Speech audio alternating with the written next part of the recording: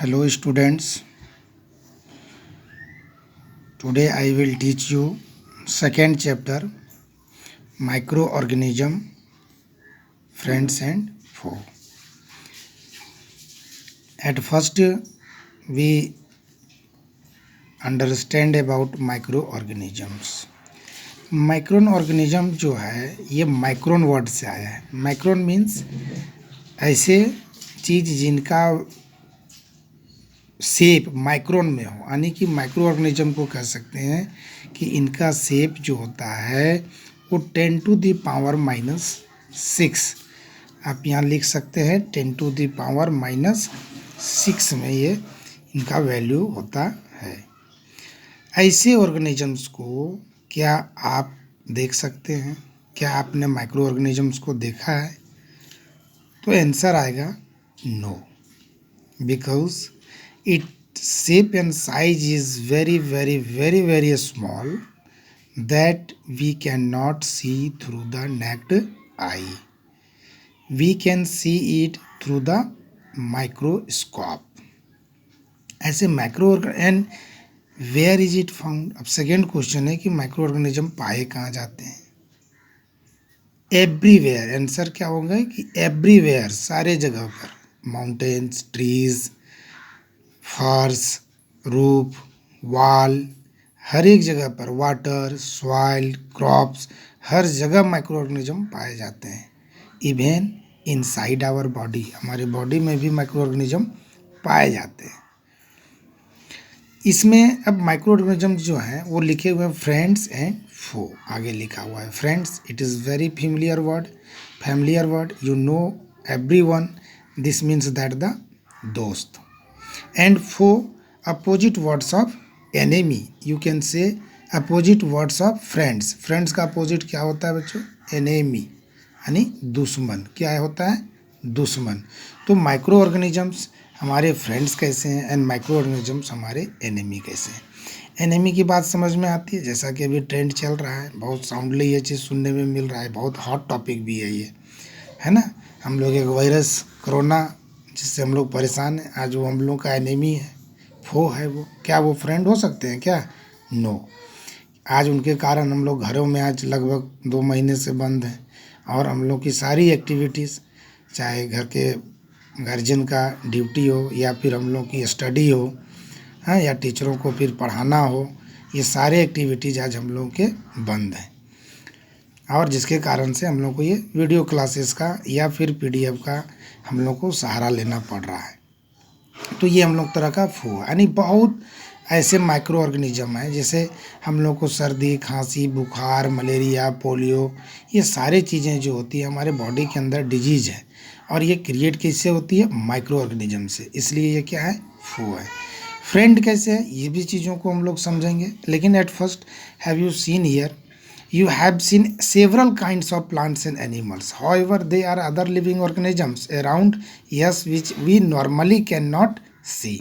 हमारे तरफ बहुत सारे पेड़ पौधे हैं जो दिखाई देते हैं, एनिमल्स दिखाई देते हैं, माउंटेन्स दिखाई देते हैं, क्रॉप्स दिखाई देते हैं, बट इसमें माइक्रो ऑर्गेनिजम्स हैं जो हमें दिखाई नहीं देते हैं. जो नहीं दिखाई देते हैं, these are called micro organisms and you can show the microbes. जैसे आप रेनी सीजन में देखे होंगे, मॉइस्ट ब्रेड गेट्स स्पॉइल्ड. आप अगर मार्केट से ब्रेड लाए और ब्रेड को घर में रखें, बरसात के दिनों में खास करके आप उसको 2 दिन या 3 दिन या 4 दिन उसको कंज्यूम नहीं किए, वो एक्सपायर्ड हो जाता है. और एक्सपायर्ड होने के बाद जब उसमें देखेंगे कैसे, उसमें मॉइस्ट ब्रेड है ना, गेट्स स्पॉइल्ड. स्पॉइल्ड होने में आप उसमें देखेंगे एकदम ग्रीनी और white greeny patches, round patches आपको दिखाई देने लगेंगे, है ना. और जब आप उसी पैचेज को अगर आप देखेंगे माइक्रोस्कोप के हेल्प से, तो आपको क्या दिखेगा? ब्लैक राउंड स्ट्रक्चर्स में आपको दिखेंगे. टीनी ब्लैक राउंड आपको पैचेज स्ट्रक्चर्स में वो दिखाई देंगे. That is micro organisms. आप एक एक्टिविटीज़ के थ्रू भी माइक्रो ऑर्गेनिज्म को समझ सकते हैं. जस्ट यू टेक ये पॉन्ड वाटर, और sorry pond water not, clean water. आप लीजिए और उसमें क्या कीजिए, एक बीकर में पानी को लीजिए और उसमें कुछ सॉइल को ऐड कर दीजिए। सॉइल को ऐड करने के बाद बीकर को सेकिंग कीजिए और कुछ देर तक उसको क्या कीजिए, रेस्ट कर दीजिए। जब वो जो भारी पार्टिकल्स ऑफ जो सॉइल्स हैं वो उसके नीचे बैठ जाएंगे और अपर लेयर ऑफ द जो वाटर है, यानी पानी का ऊपरी सतह को जब आप माइक्रोस्कोप से देखेंगे तो आपको उसमें क्या नज़र आएंगे, बैक्टीरिया। और बैक्टीरिया दो तरह के होते हैं, एक मोटिलिटी और एक नॉन मोटिलिटी। मोटिलिटी वो बैक्टीरिया होते हैं जो मूवमेंट करते हैं सरफेस पर, और नॉन मोटिलिटी जो मूवमेंट नहीं करते हैं।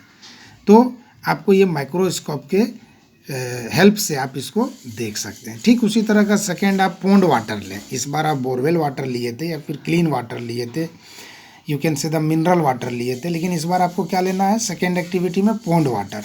जब पॉन्ड वाटर को आप माइक्रोस्कोप से देखेंगे तो एकदम हम लोग भी जानते हैं कि बोरवेल वाटर से एकदम डिफरेंट होता है पॉन्ड वाटर। क्यों? क्योंकि उसमें आपको सिर्फ बैक्टीरिया ही नज़र नहीं आएंगे, उसमें आपको एल्जेई नज़र आएंगे, फंगी नज़र आएंगे। ये सब वर्ड्स बहुत फैमिलियर है जो हम लोग सुने हुए हैं। ये सारे माइक्रो ऑर्गेनिजम्स के कैटेगरी में आते हैं।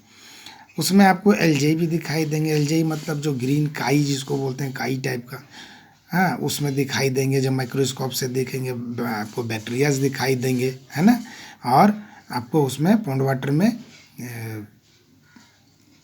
फंगी भी दिखाई देंगे, बंच ऑफ ग्रुप में वो रहेंगे। तो ये सब दिखाई आपको देंगे।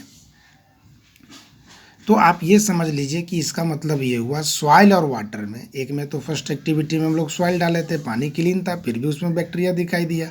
सेकेंड एक्टिविटी में हम लोगों ने सॉइल नहीं डाला बट वाटर पॉन्ड का लिए थे, तो उसमें भी बैक्टीरिया, फंगी और एल्जेई दिखाई दिया। Then what is the conclusion? Find out from this. The conclusion, this activity gives a solid conclusions कि there are many teeny organisms live in soil and water में, यानी रहते हैं उसमें। अब बोलता है full of tiny organism, they don't all of them fall into the category of microbes. बोलते हैं सारे माइक्रोब्स के कैटेगरी में नहीं आ सकते हैं, कुछ बड़े भी होते हैं जो थोड़े से 10⁻⁻⁶ से वो ज़्यादा हो सकते हैं, उनका साइज 10⁻⁻⁴ हो, 10⁻⁻³ हो, लेकिन वो फिर भी इतने बड़े नहीं होते हैं जिनको आप नेक्ड आई से देख सकें। लेकिन वो इतने बड़े होते हैं जिसको हम लोग, ये माइक्रोब्स से थोड़े से बड़े होते हैं, जिसको माइक्रोब्स की हम लोग कैटेगरी में नहीं डालते हैं। माइक्रो ऑर्गेनिज्म और microbes are so small size that they can not be seen with unaided eye. Unaided eye मैंने बिना कोई आंख में लगाए माइक्रोस्कोप से या फिर ऐसा लेंस आप नहीं देख सकते हैं। जब भी आप इनको देखेंगे तो लेंस या माइक्रोस्कोप के हेल्प से ही हम लोग देखेंगे। उसके बाद है micro organisms are classified into 4 major groups. Micro organisms को 4 मेजर ग्रुप्स में बांटा गया है, जो बहुत ही इंपॉर्टेंट है। अगर इस लाइन को आप लोग यहाँ याद कर लें, आपका क्या है, बैक्टीरिया एंड फंगी, और क्या है, प्रोटोजोआ। ये है bacteria, fungi and protozoa and some algae. ये 4 मेजर ग्रुप हैं जिसमें हम लोग माइक्रो ऑर्गेनिजम्स को बांटे हैं। सो दैट इसलिए बांटे हैं ताकि हम लोग इसको ईजी वे में स्टडी कर सकें। और अभी जो नेक्स्ट है, अभी बड़ा इंटरेस्टिंग और बड़ा हॉट टॉपिक है वायरसेस। वायरस जो है ये बड़ा हॉट टॉपिक है अभी के डेट में। वायरस क्या है, जैसे कोरोना भी क्या है, इट इज़ ए वायरस। तो ये क्या होते हैं, microscopic but are different from other micro organism. ये माइक्रो ऑर्गेनिज्म से थोड़े से डिफरेंट होते हैं। ये सबसे बड़ी चीज़ क्या है, वायरसेस जो है, ये जो बैक्टीरिया माइक्रो ऑर्गेनिजम्स होते हैं, ये ऑलवेज लिविंग थिंग्स होते हैं। माइक्रो ऑर्गेनिजम ये बॉडी से बाहर भी हैं तो लिविंग थिंग्स हैं, बॉडी के इनसाइड भी हैं तो लिविंग थिंग्स है। ये पहाड़ में भी है तो लिविंग थिंग्स हैं। लेकिन वायरसेस में क्या होते हैं, वायरसेस लिविंग थिंग्स और non living things both behave करता है। अगर वायरसेस तभी तक वायरसेस को जिंदा रहने के लिए कोई होस्ट चाहिए। होस्ट मीन्स बच्चों आप लोग पढ़ चुके होंगे, हाँ, क्या, जिसको हम लोग बोलते हैं पैरासाइट, जो दूसरों पर भोजन के लिए डिपेंड होता है ना। जैसे हम लोग छोटे बच्चे किस पर डिपेंड होते हैं, अपने माँ पिताजी पर तो हम लोग भी होस्ट होते हैं, है ना, जब बच्चे होते हैं। फिर धीरे धीरे जब हम लोग बड़े होते हैं, ग्रोथ करते हैं, तो फिर अभी हम लोग अर्निंग करने लगते हैं और अपने आप स्टैंड हो जाते हैं। लेकिन वायरसेस क्या होते हैं, ये हमेशा दूसरे पर होस्ट रहते हैं। अगर ये बाहर में आउटसाइड ऑफ द बॉडी, जैसे कहीं फर्श पर पड़ा हुआ है, कहीं दुकान के काउंटर पर पड़ा हुआ है, कहीं कपड़े पर पड़ा हुआ है, तो ये वायरसेस एकदम नॉन लिविंग थिंग्स हैं, ये डेड है, ये ट्रेवल नहीं करेंगे। अगर वहाँ पर 2 वायरसेस हैं तो वो 3 नहीं होंगे, 4 नहीं होंगे। लेकिन जब यही वायरस किसी कारण से आपके हाथ में आ गया, आया, आपने उस फर्श को टच किया, वहाँ वायरस था, आपने उस काउंटर को टच किया, वहाँ वायरस था, है ना।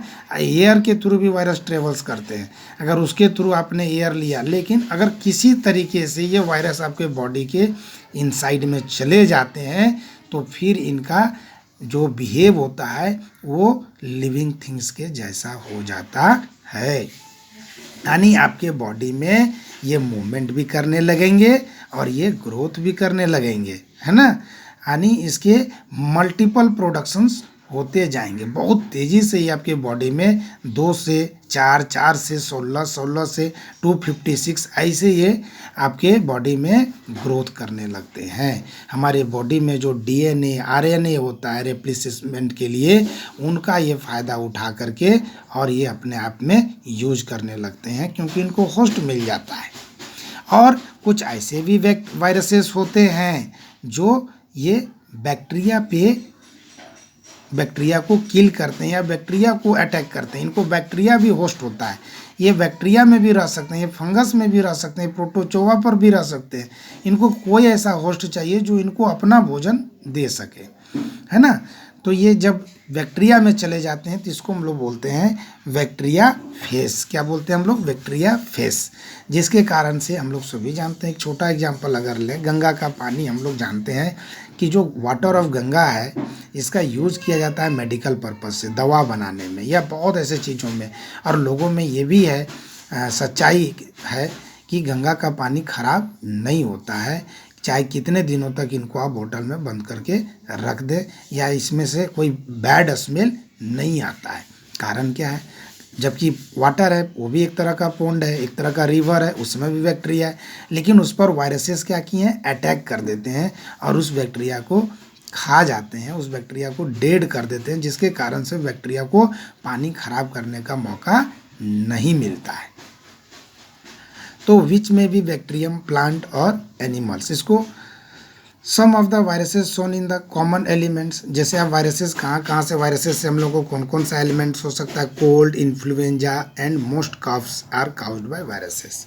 ये सब वायरसेस होते हैं। वायरसेस के लिए अभी तक कोई एक परफेक्ट मेडिसिन्स नहीं है कि जिससे आप किसी वायरसेस को क्लियर अपडेट कर सकते हैं। इसके लिए हम लोगों के अपने बॉडी को इम्यूनिटी सिस्टम स्ट्रॉन्ग बनाना पड़ता है, ताकि ये वायरसेस से फाइट कर सके और उसको हरा सके। चाहे वो कोल्ड हो, इन्फ्लुएंजा हो या कफ हो, हम लोग क्या करते हैं? काढ़ा लेते हैं। काढ़ा is not a medicine to kill the viruses. हम लोग जो काढ़ा पीते हैं सर्दी खांसी में, वो वायरस को नहीं मारते, हमारे बॉडी के इम्यूनिटी सिस्टम को बढ़ाते हैं। अगर आप ऐसे ही रेगुलर काढ़ा पीते रहें तो ये गारंटी है कि आपको कोल्ड या इन्फ्लुएंजा या फ्लू या किसी तरह का सर्दी जुकाम नहीं होगा, क्योंकि आपका immunity system already strong and strong होते जा रहा है। अभी भी हम लोग कोरोना में ये चीज़ है कि आप काढ़ा पिएं, हल्दी का सेवन करें, विटामिन सी लें, जिससे बॉडी आपका क्या हो, इम्यूनिटी सिस्टम बॉडी का स्ट्रांग हो और वायरस आप पर अटैक नहीं कर सके। तो ऐसा नहीं है कि हम लोग जो दवा खाते हैं उससे वायरस को मारते हैं, बल्कि वायरस के लड़ने के लिए हम लोग बॉडी को, उसके कंपैरिजन में हमारा बॉडी का इम्यूनिटी सिस्टम स्ट्रांग बनता है। जैसे पोलियो है, चिकन है, पॉक्स, ये सब किससे होते हैं? वायरस से होते हैं।